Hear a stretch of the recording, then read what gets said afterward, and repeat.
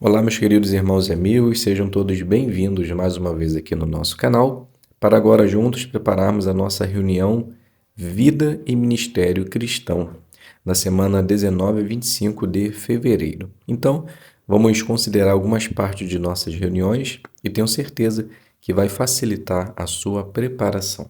Então, vamos para o nosso vídeo.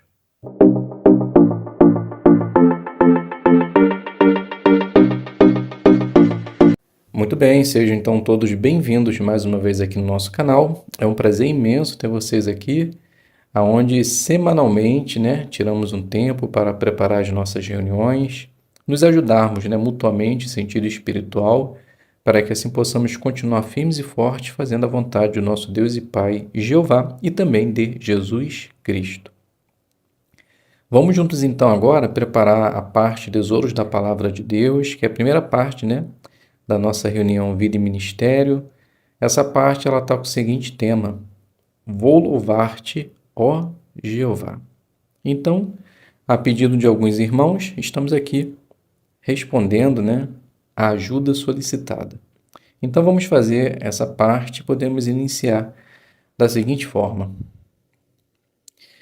Com certeza, todos nós temos motivos suficientes para louvar a Jeová. Se nós formos narrar aqui quais são os motivos, podemos dizer que ficaremos a noite toda fazendo isso. Porque Jeová, ele é extremamente bondoso com os humanos. Por essa forma, ou por esse motivo, temos o motivo para louvá-lo.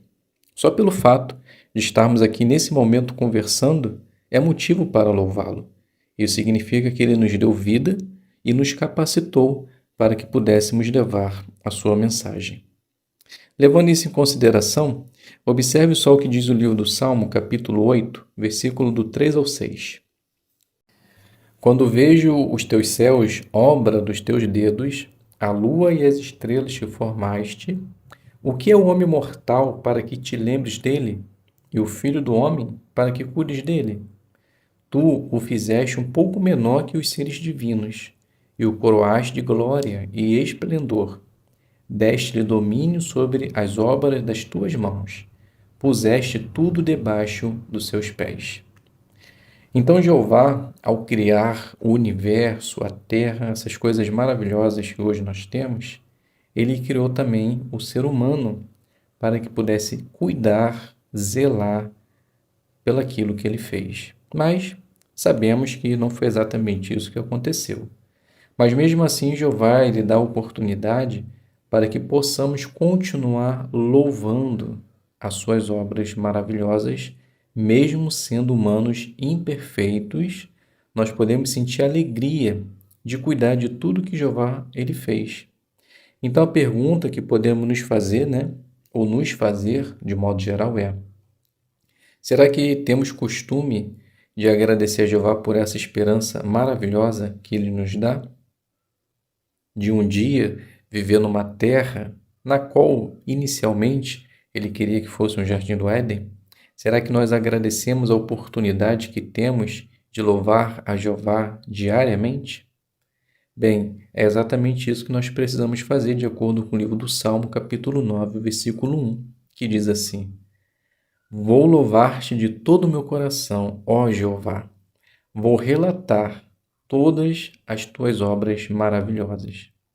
Então, para nós, seres vivos, é um prazer louvar a Jeová, falando a outros sobre suas obras maravilhosas, pois esse é um requisito que nós, como seres humanos, precisamos ter. É a nossa essência de vida. Divulgar para outros essas obras maravilhosas que vêm de Jeová, para que assim possamos enaltecer, engrandecer e embelezar a magnitude do nosso Deus Jeová.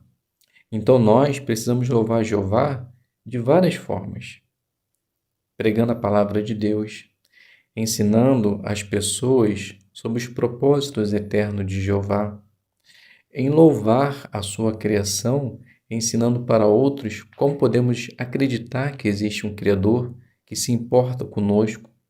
E também temos uma forma singular de louvar Jeová. Observe o versículo 2 do capítulo 9 de Salmos. Vou alegrar-me e exultar em ti. Vou cantar louvores ao teu nome, ó Altíssimo. Então, será que nós temos vergonha de cantar? Lá no Salão do Reino? Às vezes os irmãos homens, né, principalmente, ficam meio tímidos. As mulheres, elas sobressaem, né, principalmente no canto. Mas lembre-se de um detalhe. Quando cantamos, o nosso objetivo principal é louvar a Jeová. Então, não se envergonhe. Se você tem a oportunidade de cantar a Jeová, treine os cânticos, tente ver como a letra se relaciona com o assunto da reunião, para que assim você possa se concentrar no canto, pois essa também é uma forma de louvar a Jeová. Na gravura da nossa apostila, mostra também algumas formas de louvar a Jeová. Na primeira gravura, no primeiro quadrado, a gente vê uma senhora, né, aproveitando a oportunidade, provavelmente numa casa de idoso, para dar um testemunho para a cuidadora dela. No Salão do Reino, como acabamos de dizer, durante os cânticos. Na parte de baixo, a gente consegue ver duas jovens, né, na escola, ela aproveitando a oportunidade para mostrar um vídeo.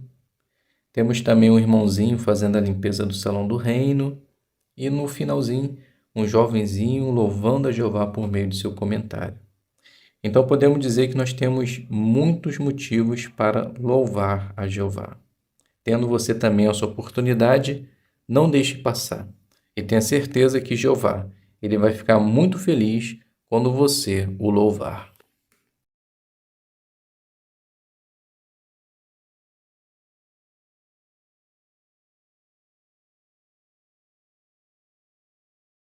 Nós vamos iniciar fazendo a leitura do livro dos Salmos 8, versículo 3, que aparece em nossa apostila. O texto passa a nos dizer assim: Quando vejo os teus céus, obra dos teus dedos, a lua e as estrelas que formaste. Então a pergunta a que o salmista se referia quando falou dos dedos de Deus? Então essa resposta nós vamos achar no livro Perspicaz, volume 1, página 664. Então a resposta, o salmista ele estava se referindo ao Espírito Santo ou à força ativa que é indicado no livro de Gênesis sobre a criação, onde seguiste a força ativa de Deus movia sobre a superfície das águas. E lá em Mateus deixa mais claro, né, que Jesus expulsava demônios por meio do Espírito Santo de Deus, e Lucas nos informa de que isso se dava por meio do dedo de Deus. Então, quando estava se referindo ao dedo de Deus, na verdade, estava falando sobre o Espírito Santo. A segunda pergunta: que joias espirituais você encontrou na leitura da Bíblia desta semana? Então podemos iniciar fazendo a leitura do livro do Salmo 8, versículo 3 e 4, que diz assim: Quando vejo os teus céus, obra dos teus dedos, a lua e as estrelas que formaste, o que é o homem mortal para que te lembres dele, e o filho do homem para que cuides dele? Então, quando olhamos para a criação de Deus, entendemos a grandiosidade de Jeová e, ao mesmo tempo, reconhecemos a nossa pequenez, pois somos homens mortais. Mas, mesmo assim, Deus tem cuidado de nós. Uma forma maravilhosa disso foi por ter dado o seu Filho por nós, nos dando a oportunidade de vida eterna. Ainda no capítulo 8, vamos fazer a leitura do versículo 9. Ó Jeová, nosso Senhor, como é majestoso o teu nome em toda a terra. O salmista, ele reconheceu como o nome de Jeová é majestoso em toda a terra e o louvou. Nós precisamos fazer o mesmo, a mesma coisa em nosso dia a dia, tanto por meio de nossa conduta, bem como do nosso ministério. Quando demonstramos ou falamos a respeito do Criador, estamos glorificando o nome de Jeová. Agora no capítulo 9, o versículo 1. Vou louvar-te de todo o meu coração, ó Jeová. Vou relatar todas as tuas obras maravilhosas. Esse versículo cita duas palavras essenciais: coração e relatar. Então, quando temos a palavra de Deus em nosso coração, temos a necessidade de falar, de relatar as obras maravilhosas de Deus. Que possamos continuar tendo sempre esse desejo. Ainda no capítulo 9, vamos fazer a leitura do versículo 4. Pois tu defendes a minha causa justa, sentas no teu trono, julgando com justiça. Então percebemos aqui que Jeová, ele sempre vai estar do nosso lado, independentemente das coisas que possam acontecer, e ele sempre irá nos julgar com justiça. Então, se você está passando por alguma dificuldade ou se passaremos por alguma dificuldade, tenha certeza que Jeová sempre estará do nosso lado, nos defendendo com justiça. Ainda no capítulo 9, vamos fazer a leitura também do versículo 9. Jeová se tornará um refúgio seguro para os oprimidos, um refúgio seguro em tempos de aflição. Então, nós temos certeza que Jeová irá nos proteger sempre que passarmos por dificuldade. Se passarmos dificuldade na vida, assim como irá acontecer, devemos recorrer a Jeová em busca de ajuda através da oração, para que assim Ele possa nos proteger, nos fortalecer e que possamos continuar fazendo a sua vontade, independentemente das dificuldades que possamos passar. E que nunca deixe que sua fé enfraqueça por causa disso. Agora no versículo 18 do capítulo 9 diz assim: Mas os pobres não ficarão esquecidos para sempre, e a esperança dos mansos jamais acabará. Estamos aprendendo agora no estudo da Sentinela que a nossa esperança jamais será decepcionada. Por quê? Porque temos aquele que cumpre suas promessas, nosso Deus Jeová. Então nós, como sendo mansos, pessoas pobres em sentido do mundo, mas ricas em sentido espiritual, podemos estar certos que a nossa esperança nunca irá acabar, pois temos aquele que cumpre o que promete, e com certeza no futuro ele irá cumprir todas as promessas na qual nós temos esperança. Agora no capítulo 10, vamos fazer a leitura do versículo 4. Na sua arrogância, aquele que é mau não pesquisa nada. Todos os seus pensamentos são: não há Deus. Hoje muitas pessoas não acreditam em Deus pelo fato de não ler e tentar entender as coisas, as criações do mundo. Nós, como servos de Deus, precisamos ser pessoas assíduas à leitura, para que assim não venhamos a ser arrogantes ou pessoas que não têm conhecimento. Precisamos aprender da palavra de Deus para que assim possamos estar capacitados em ensiná-la. E agora no versículo 17 do capítulo 10, diz assim: Mas tu ouvirás o pedido dos mansos, ó Jeová, fortalecerás seu coração e lhes darás muita bênção. Jeová, ele sempre irá ouvir o nosso pedido de ajuda e de conforto através de orações. Para isso, nós precisamos pedir com fé, sabendo que Jeová irá responder. Somente assim iremos conseguir fortalecer o nosso coração para que possamos continuar fazendo a vontade de Jeová até o fim.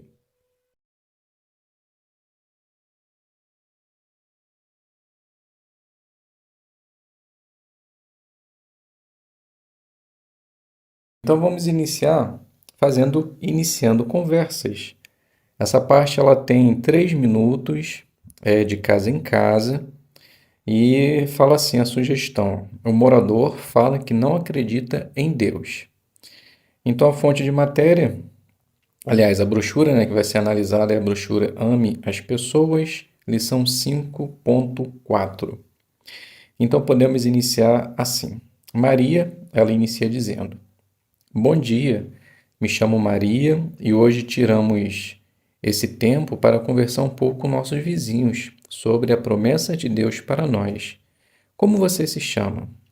Então, a moradora ela diz: Bom dia, Maria, me chamo Ana. Mas antes que você perca seu tempo, eu não acredito nisso que vocês vão falar, pois não acredito em Deus. Então Maria ela diz assim: Obrigado por sua sinceridade.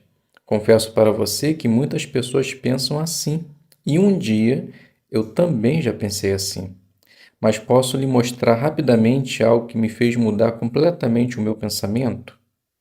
Então, Ana, ela diz: pode sim. Então Maria continua: eu vou lhe mostrar brevemente dois versículos da palavra de Deus, que é Jó 26:7 e Isaías 40:22. Então, ou você lê os dois textos ou lê um só. Aí fica ao seu critério. Após a leitura dos textos, Maria continua: notou, Ana? Vimos aqui que há muito tempo a Bíblia já dizia que a Terra era um círculo e que ficava suspensa sobre o nada, algo algo hoje que conhecemos como a gravidade. Concorda comigo que somente uma força inteligente seria capaz de saber essas coisas? Então Ana ela fala: isso é fato. Somente algo sobrenatural podia saber isso. Então Maria continua: exato. E além dessas informações científicas que acabamos de ler, essa força sobrenatural, assim como você diz, deixou muitos outros conselhos e informações que nos ajudam no dia a dia, na família, escola, trabalho. Tenho certeza que você vai achar interessante. No sábado, nesse mesmo horário, eu venho aqui e lhe mostro rapidamente essas informações, ok? Então Ana ela diz: tá bom. Se for breve assim como hoje, pode vir sim. Então aqui a gente finaliza essa designação e agora nós vamos fazer a análise da lição 5.4. A lição 5 é tato e o ponto 4 diz assim: não corrija logo a pessoa. Então deixa a pessoa à vontade para se expressar. Se ela disser algo que vá contra o que a Bíblia ensina, resista à tentação de discutir. Quando escuta a pessoa, você consegue entender melhor o ponto de vista dela. Então percebemos aqui que Maria, ela fez exatamente assim, né? Ela não criticou Ana quando Ana disse que não acreditava em Deus. Então simplesmente ela agradeceu, né, pela sua sinceridade e falou que muitas pessoas pensam assim, inclusive ela um dia já pensou assim. Então, à base da palavra de Deus, ela conseguiu mostrar rapidamente o ponto de vista de Deus sobre aquilo que ela havia dito, né, que Ana havia dito. Então podemos dizer que Maria, ela usou de tato, foi humilde, deixou a pessoa à vontade, com certeza ela foi bem em sua designação. Então, se prepare bem também que você seguirá igualmente, certo? Então vamos dar continuidade, vamos fazer agora cultivando o interesse. Essa parte ela tem 4 minutos, testemunho informal. Numa conversa anterior, a pessoa falou para você que não acredita em Deus, mas que ela está disposta a analisar as evidências de que Deus existe. Então vamos fazer essa designação assim. Maria, ela diz: olá, Ana, tudo bem? Cheguei numa hora boa? Então Ana, ela fala: bom dia, Maria. Chegou sim. Meu cliente agora é só daqui a 30 minutos. Temos tempo. Então Maria diz: que bom. Eu lhe prometi que hoje viria para continuar nossa conversa sobre como podemos acreditar que existe um Criador, certo? Então Ana diz: sim. Essa semana eu fiquei pensando nos textos que você leu. Faz sentido. Então Maria diz: que bom. Sem perceber, você está usando uma qualidade que o Criador nos deu, a meditação. E isso é bom, pois nos ajuda a entender e gravar uma informação.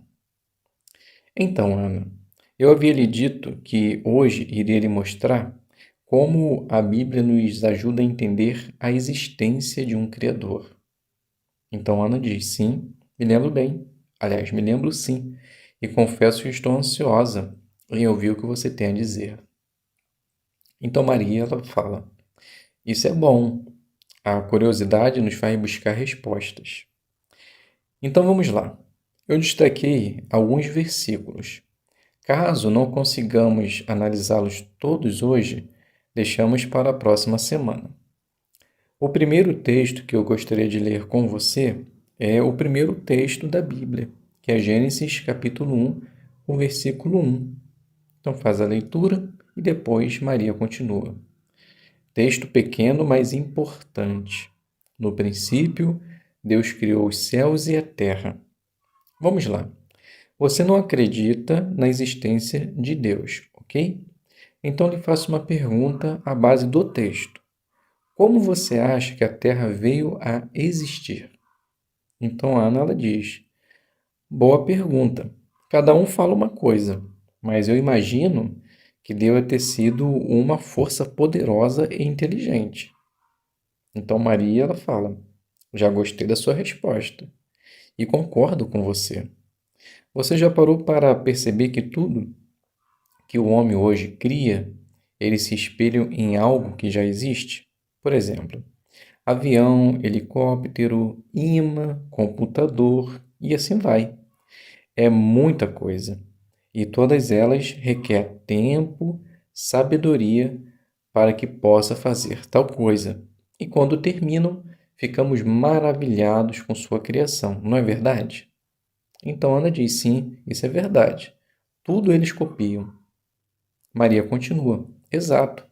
E com base nisso, veja só o que diz esse texto, Romanos 1:20. Então faz a leitura e depois continua. Notou? Todas as coisas criadas são feitas por alguém que tem poder e divindade. E podemos ver através da criação. Tirando essa força poderosa que você disse, existe alguém que tem tal poder para fazer isso? Então Ana ela fala, claro que não. Na verdade, eles não conseguem nem governar um país, muito menos fazer algo tão grandioso. Maria continua. E o fato dos homens não conseguirem ter tal poder tem um motivo. Veja só, Hebreus 3:4. Então, Ana, de acordo com esse texto, quem criou todas as coisas? Então Ana fala, bem, aí deixou claro que é Deus. Então Maria continua. Embora você não acredite na existência de Deus, não faz mais sentido quando colocamos exatamente esse Deus como Criador de tudo? Então Ana ela fala, faz. Olha, nunca tinham feito eu raciocinar tanto a respeito desse assunto.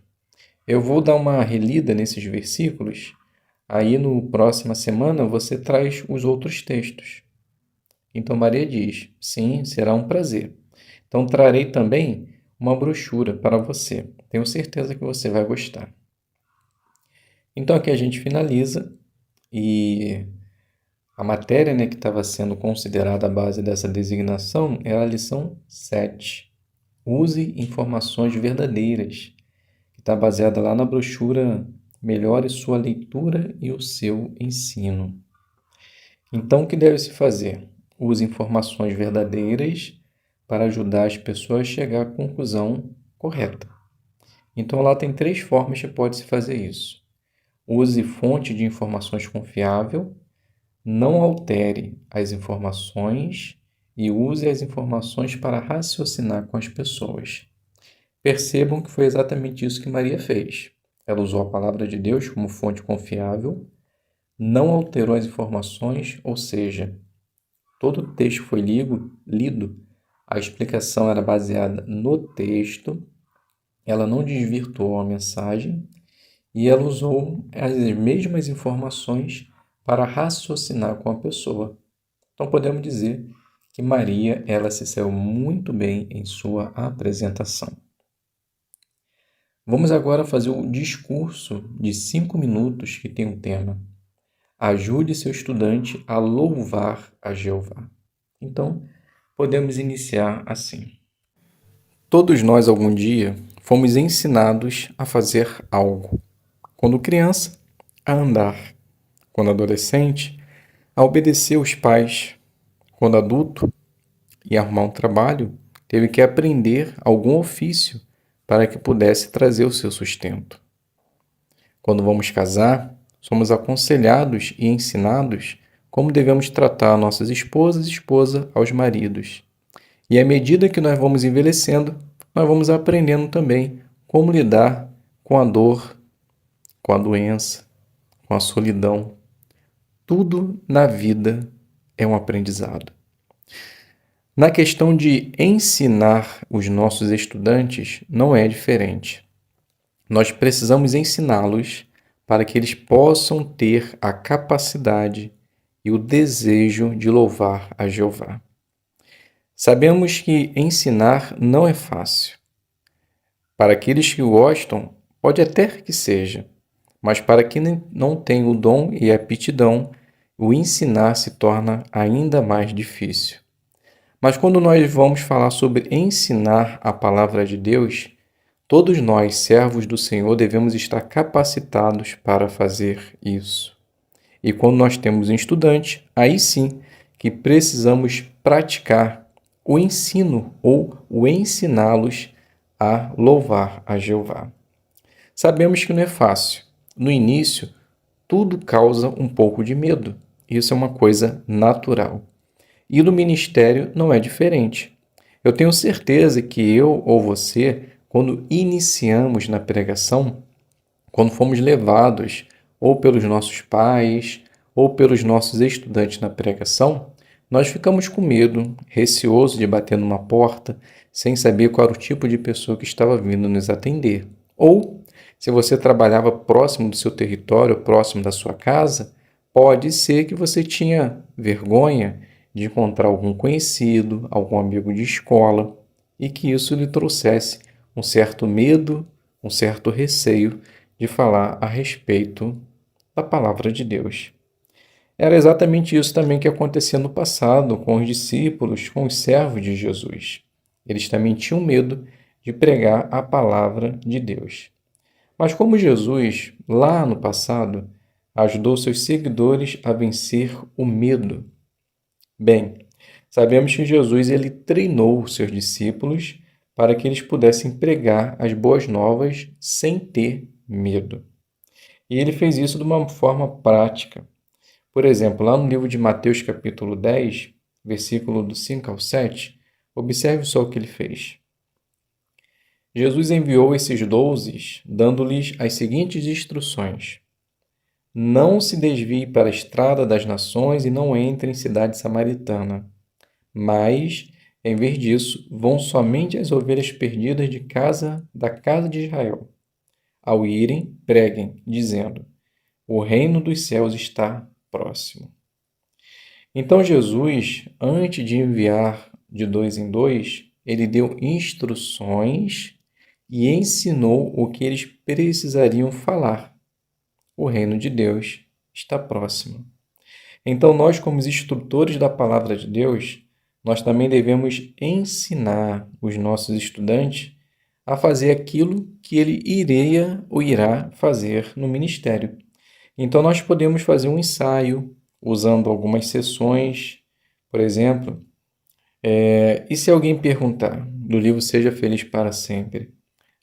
Ali traz muitas sugestões de como nós podemos responder algumas perguntas, algumas indagações no ministério. Então, nesse ensaio que nós vamos fazer com nossos estudantes, nós podemos nos concentrar em ensiná-lo a responder à base da palavra de Deus, mas de uma forma bondosa.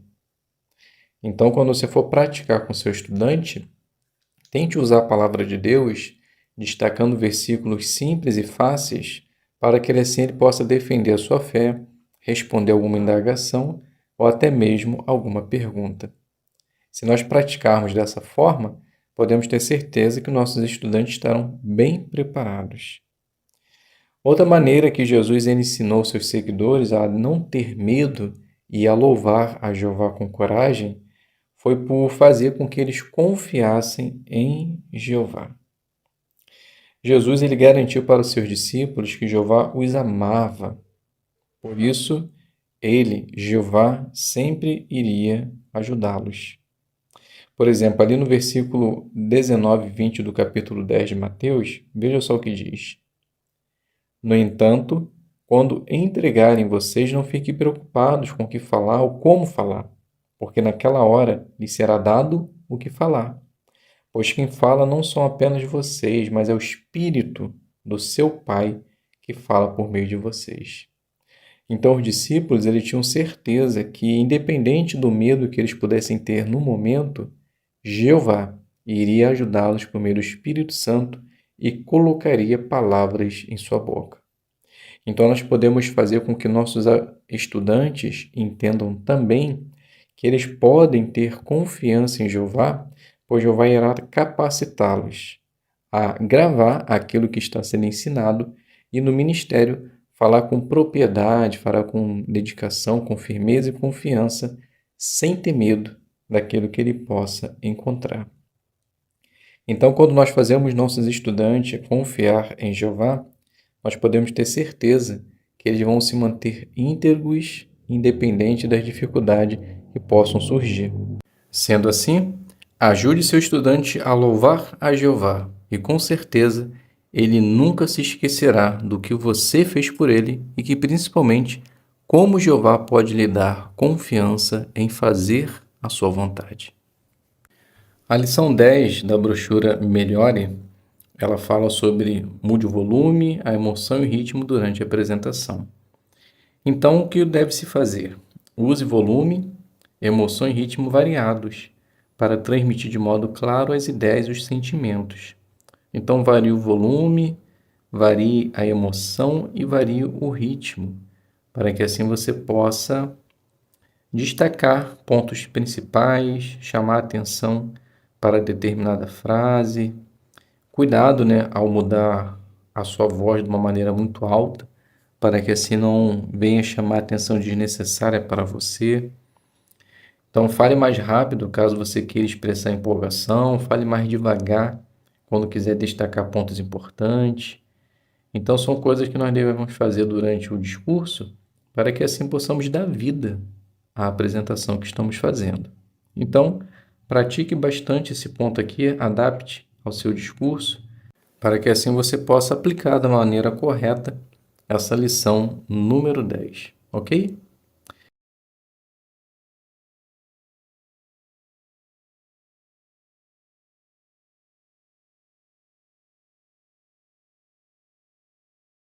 Então vamos juntos agora considerar a nossa vida cristã. Como dar testemunho informal de modo natural? Bem, para alguns essa forma de testemunho informal, não é fácil. Para muitos, é mais difícil do que pregar de casa em casa. Para outros, é bom e preferem e se saem melhor do que pregar de casa em casa. Qual é o seu? O que você acha melhor? Bem, eu tenho a minha opinião, mas não vou dar. Quando nós damos testemunho a quem contamos no nosso dia a dia, é uma forma de adorar e louvar a Jeová. O livro do Salmo 35, 28 diz assim: Então a minha língua falará sobre a tua justiça e te louvará o dia inteiro. Então pode ser que nos sentimos apreensivos quando temos a oportunidade de falar com uma pessoa que nós não conhecemos, talvez no transporte, na escola, no supermercado, no trabalho. Talvez só o fato de pensar em dar testemunho informal, a pessoa ela já fica nervosa e perde as palavras. Mas, à medida que nós formos tentando, treinando, usando essa forma de testemunho informal, podemos ter certeza que em dado momento se tornará uma coisa natural e as nossas habilidades elas possam melhorar à medida que passemos a gostar desse tipo de testemunho. Então vamos ver um vídeo. Esse vídeo ele tem o seguinte tema: esteja pronto para falar das boas novas de paz, tome a iniciativa. Então veja o vídeo e depois nós vamos responder somente a uma pergunta. Então eu acabei de ver o vídeo muito interessante. Então a pergunta é: o que você viu no vídeo que pode ajudar você a melhorar no testemunho informal? Bem, no vídeo eu percebi que nós precisamos estar preparados para aproveitar as oportunidades. Vimos na primeira cena que ela não conseguiu dar um bom testemunho porque ela travou ou ela não conseguiu desenvolver uma boa conversa. Já no segundo casal, ela aproveitou a oportunidade quando a menina ficou interessada em saber por que eles estavam tão bem arrumados. Então, ela aproveitou o momento para dar um testemunho. Então, a boa preparação é essencial para que assim possamos dar o testemunho da maneira correta, simples e rápido. Então, nós podemos ficar atentos às oportunidades, assim como mostra o quadro. Podemos ser gentil e mostrar interesse pela pessoa. Quando for apropriado, podemos deixar o nosso contato, caso a pessoa aceite. Caso a conversa ela termine muito cedo ou rápida demais, não precisamos ficar decepcionados, porque o nosso intuito foi alcançado, que foi tentar dar um testemunho informal. E depois que você terminar uma conversa, caso consiga, continuar pensando na pessoa, para que assim você possa mostrar ou deixar com ela, por meio de uma mensagem de texto, um artigo ou até mesmo um link do jw.org. Então, da próxima vez, antes de sair de casa, tente deixar alguma informação, algum folheto, alguma revista dentro da sua bolsa, para que assim você possa aproveitar também a oportunidade de dar testemunho informal. Se fizermos assim, podemos ter certeza que o testemunho informal na nossa vida será algo natural.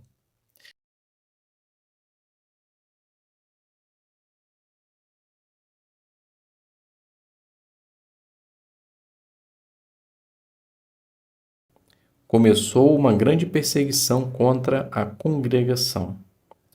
Será que os cristãos do primeiro século permitiram que a crescente oposição os impedisse de dar testemunho sobre o reino de Deus? Muito pelo contrário. Nesta sessão, veremos que a feroz perseguição, na verdade, resultou na expansão da obra de pregação. Então, a introdução do capítulo 6, o que aprendemos do testemunho corajoso de Estevão perante o Sinédrio. Então, vamos iniciar fazendo a leitura do parágrafo número 1 ao 3. Estevão está diante do tribunal, numa sala imponente, provavelmente perto do templo em Jerusalém. 71 homens estão sentados em cadeiras dispostas em um grande semicírculo. Esse tribunal, o Sinédrio, está reunido para julgar Estevão. Os juízes são homens poderosos e influentes, e a grande maioria deles não tem nenhum respeito por esse discípulo de Jesus. De fato, quem convocou o tribunal foi o sumo sacerdote Caifás, o mesmo que presidia o Sinédrio quando esse Supremo Tribunal Judaico condenou Jesus Cristo à morte, alguns meses antes. Será que Estevão está assustado? Há algo notável no semblante de Estevão nesse momento. Os juízes olham fixamente para ele e veem que seu rosto é como o rosto de um anjo. Os anjos transmitem mensagem de Jeová Deus e por isso têm motivos para serem corajosos. Seremos serenos e tranquilos. O mesmo acontece com Estevão, até mesmo aqueles juízes cheios de ódio podem perceber isso. Como ele pode estar tão calmo? Como cristãos, podemos aprender muito da resposta a essa pergunta. Também precisamos saber o que exatamente levou Estevão a esse momento decisivo. Como ele já havia defendido sua fé e de que maneiras podemos imitá-lo? Então a pergunta, parte A, Estevão está diante de que situação assustadora, mas qual é a sua reação? Então a resposta, Estevão está diante de 71 homens para ser julgado. E esse tribunal é o mesmo que condenou Jesus alguns meses antes. Então, com certeza, podemos afirmar que é uma situação assustadora. Mas, mesmo assim, ele está com uma fisionomia ou com um semblante de anjos. E até mesmo os sacerdotes, eles conseguem perceber isso. Pergunta parte B. Que perguntas vamos considerar? Então a resposta: como ele já havia defendido sua fé e de que maneiras podemos imitá-lo? Então vamos fazer agora a leitura do 4 e do 5 com o subtítulo Atiçaram o povo. Já vimos que Estevão era muito valioso para a recém-formada congregação cristã. No capítulo anterior deste livro, vimos que ele foi um dos 7 homens humildes que prontamente aceitaram dos apóstolos a designação de prestar ajuda. E sua humildade nos impressiona ainda mais quando lembramos dos dons que esse homem recebeu de Jeová. Em Atos 6:8, lemos que ele tinha recebido poder para realizar grandes sinais e milagres, assim como alguns dos apóstolos, e que era cheio de favor divino e de poder. O que isso quer dizer? A palavra grega traduzida como favor divino também poderia ser traduzida como graça.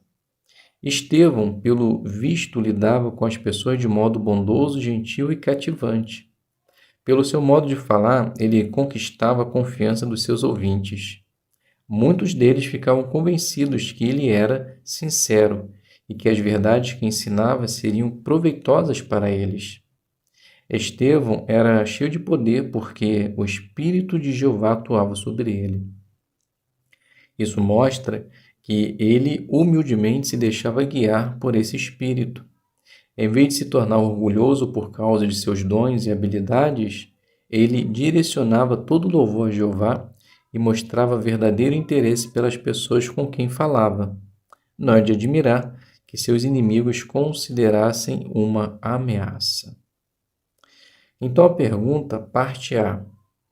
Por que Estevão era muito valioso para a congregação? Resposta: porque ele era uma pessoa humilde, ele era um daqueles 7 homens, que foi designado para ajudar na distribuição de alimento. Ele realizava grandes sinais e milagres, mas, mesmo assim, ele continuava com sua humildade, ele não era uma pessoa arrogante. E por meio de sua bondade, gentileza, ele cativava as pessoas e conquistava a confiança de seus ouvintes. Pergunta parte B. Em que sentido Estevão era cheio de favor divino e de poder? Então a resposta, já até peguei um pedacinho da parte B, Na resposta A. Mas vamos lá. Estevão, pelo fato de ser bondoso, gentil, ele cativava a confiança das pessoas. Então aquilo que ele falava, aquilo que ele ensinava, as pessoas elas ficavam convencidas que se colocar em prática seria proveitoso para elas. Então isso mostrava a humildade de Estevão. Mesmo tendo o Espírito Santo, mesmo assim ele não deixava que o orgulho tomasse conta, mas antes ele direcionava todo o louvor para Jeová. Vamos fazer a leitura do 6 ao 8 agora. Em certa ocasião, vários homens discutiram com Estevão, mas não puderam resistir à sabedoria e ao espírito com que ele falava. Frustrados, eles secretamente persuadiram alguns homens a levantar acusações contra esse inocente seguidor de Cristo. Eles também atiçaram o povo, bem como os anciãos e os escribas, de modo que Estevão foi levado à força ao sinédrio. Os inimigos o acusaram de 2 coisas: blasfemar a Deus e blasfemar Moisés. De que maneira ele teria feito essas coisas? Os falsos acusadores diziam que Estevão tinha blasfemado a Deus por ter falado contra esse lugar santo, o Templo de Jerusalém. Diziam também que ele tinha blasfemado a Moisés por ter falado contra a lei mosaica, mudando costumes transmitidos por Moisés. Essa era uma acusação muito séria, visto que os judeus da época davam grande importância ao templo, aos detalhes da lei mosaica e às muitas tradições orais que eles haviam acrescentado a essa lei. Sendo assim, a acusação significava que Estevão era um homem perigoso que merecia a morte. Infelizmente, é comum pessoas religiosas usarem táticas similares para causar problemas aos servos de Deus. Mesmo hoje, opositores religiosos às vezes instigam líderes políticos a perseguir as testemunhas de Jeová. Como devemos reagir quando somos confrontados com acusações falsas ou distorcidas? Podemos aprender muito do exemplo de Estevão. Então a pergunta parte A. Que 2 acusações os inimigos de Estevão levantaram contra ele e por quê? Então a resposta: Então eles levantaram duas acusações. Primeiro eles falaram que Estevão ele havia blasfemado a Deus e também a Moisés. Por quê? Porque contra Deus por ter falado no lugar santo e contra Moisés por ter falado mal da lei mosaica. Então esses homens eles davam muito valor ao templo e à lei mosaica, incluindo outras que foram acrescentadas. E também eles queriam calar a voz de Estevão pelo fato dele defender a Cristo e transmitir as boas novas. A parte B, por que o exemplo de Estevão é de ajuda para os cristãos de hoje?